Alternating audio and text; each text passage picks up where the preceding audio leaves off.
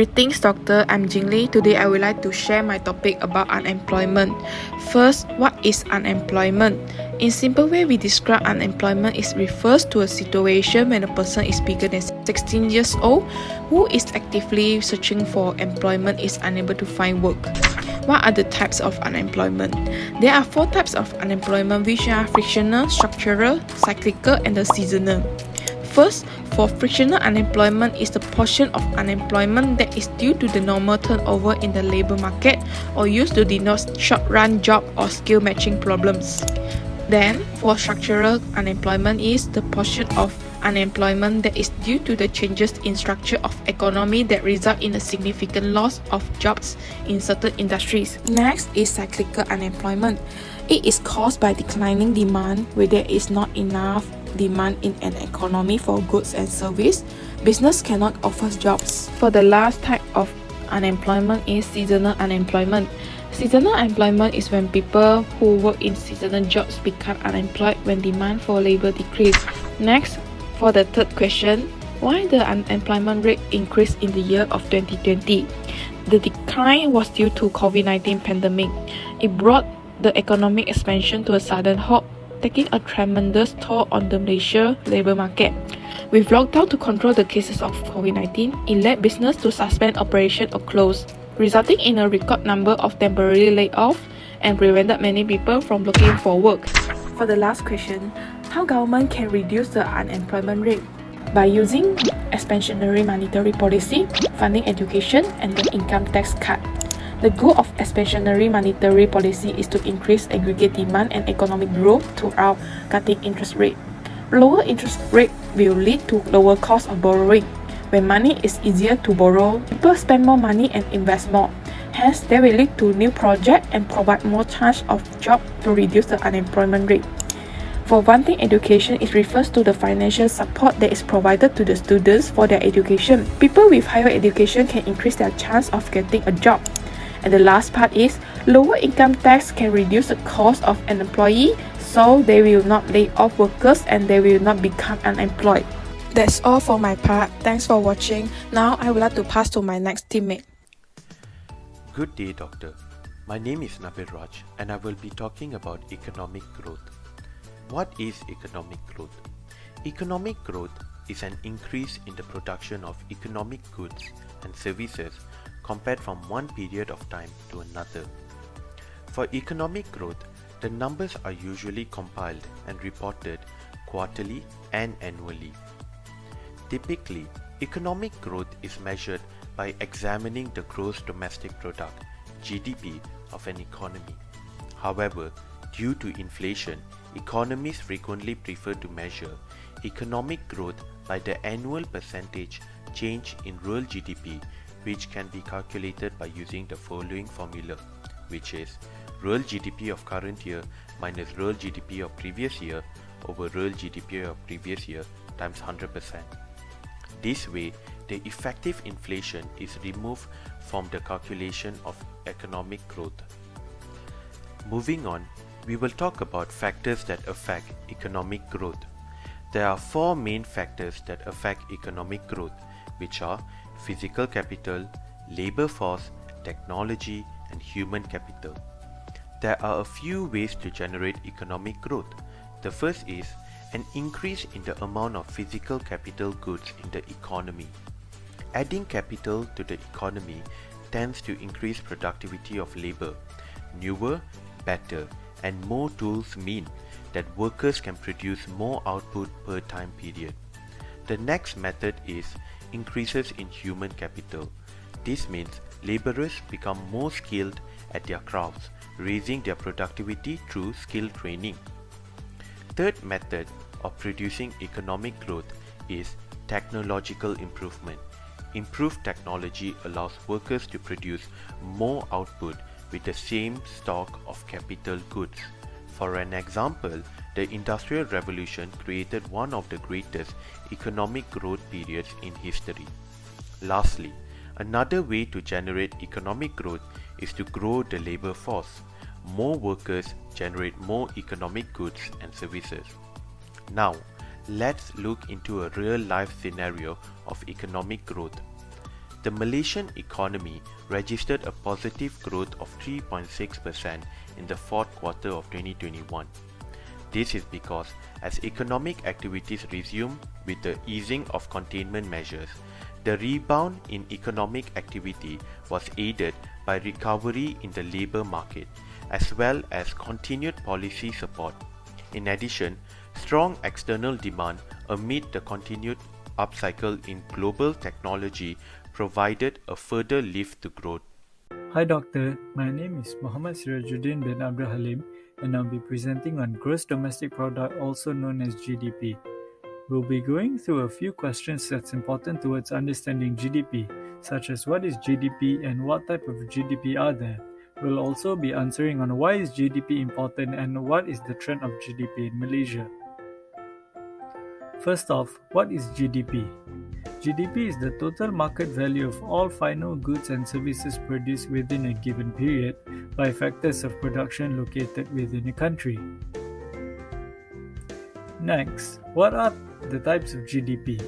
There are multiple types of GDP such as nominal GDP and real GDP. Nominal GDP is calculated based on the value of the goods and services produced as collected, whereas real GDP factors out changes in price levels to measure changes in actual output, therefore adjusting for inflation. There are also other types of GDP such as GDP per capita, GDP growth rate, and GDP purchasing power parity. Why is GDP important? GDP is so important because it is one of the major indications for economic performance. It tracks changes in an economy, acting as a measure for economic health as well as giving a better understanding on the growth and setback of an economy. However, there are some limitations towards this concept. For example, an increase in GDP does not necessarily reflect on increase in social welfare. It also excludes non-market and domestic transactions, even though these activities amount to real production. What is the trend of GDP in Malaysia? The graph that is currently shown is Malaysia's GDP values in billions US dollars from the year 2000 to 2020. From the graph shown, there are some clear analyses that can be made. We can see that the trend for Malaysia's GDP is going in a general upward trend. However, there are some dips in value that can be observed, such as in 2009, 2015, and 2020. According to the BNM annual report for 2009, the reason for this drop is due to the general economy being affected by the global recession, which was during late 2008 up to early 2009. But with the stabilization of the global financial market and strong economic fundamentals, Malaysia managed to recover rapidly.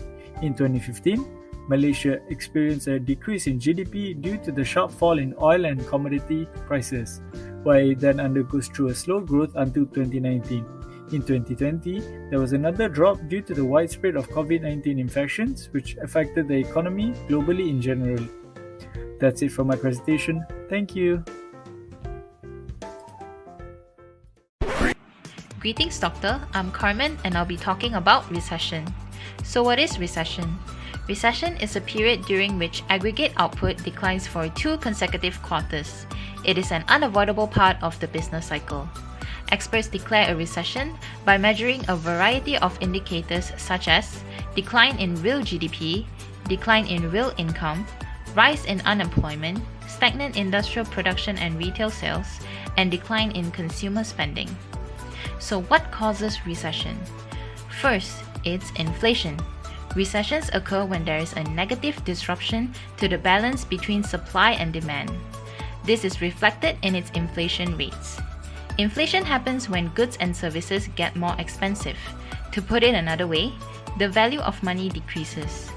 This prompts an economic decline. Second would be economic prosperity. Investors can become too optimistic during a strong economy.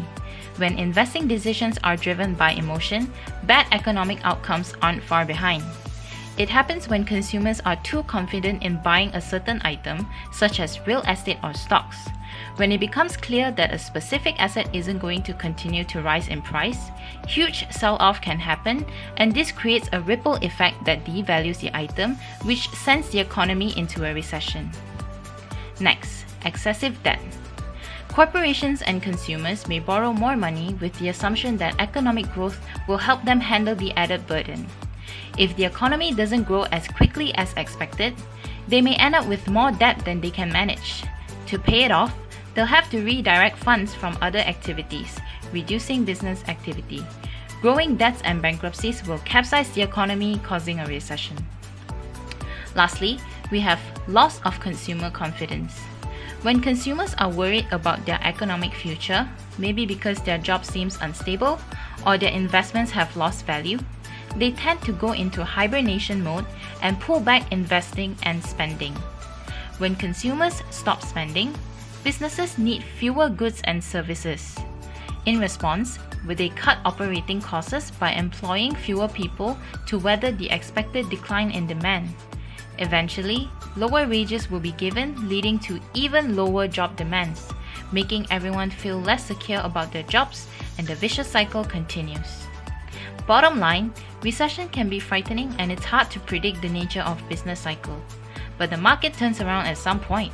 Even the Great Depression ended eventually. When it did end, it was followed by impressive and rapid economic growth. Each recession provides new data to help anticipate future recessions more effectively. So what we can do is look at lessons we can learn from past recessions. Hello doctor, my name is Lim Siu Jin and now I will be talking about inflation. What is inflation? Inflation is an increase in overall price level, or we can say that inflation represents how much more expensive the relevant set of goods and or services has become over a certain period. What are the effects of inflation? During inflation, most prices, including input prices like wages, tend to rise together, and input prices determine both the incomes of workers and the incomes of owners of capital and land. So, inflation by itself does not necessarily reduce one's purchasing power. However, inflation may result in a drop in the value of money. To give you a better picture, consider this diagram. Last time with 50 ringgit, you are able to buy a tower of groceries. But 30 years later, with 50 ringgit, you can only get a trolley full, which is much lesser than last time. However, now with 50 ringgit, you can only get a bag of groceries. This shows that our value of money have fallen as years goes by, and this is a reflection of inflation. How then is inflation calculated or determined? The most well-known indicator of inflation is the Consumer Price Index, which measures the percentage change in the price of a basket of goods and services consumed by households. Below is the formula to calculate inflation. Why and when does inflation occur? Inflation can occur when prices rise due to the increase in production costs, such as raw materials and wages, and a surge in demand for products and services. Or when the national debt skyrockets, the government might raise taxes to make its debt payments. If this hikes corporate taxes, companies will likely shift the burden onto consumers through higher prices. Who then is affected by inflation? Low-income people are especially affected by inflation as they tend to spend a higher proportion of their income overall on necessities than those with higher incomes. And so they have less of a cushion against the loss of purchasing power inherent in inflation. So, what can we do to survive inflation? One way we as consumers can curb this is to stop spending money on unnecessary things. You can also build an emergency fund, which is a designated savings account where you store extra cash for unexpected expenses. While an emergency fund does not directly protect you from inflation, it can help you prepare for additional costs if temporary price fluctuations push you over budget. Moreover, our leaders have vigorously pursued policies designed to stop inflation. That is all from us. Thank you.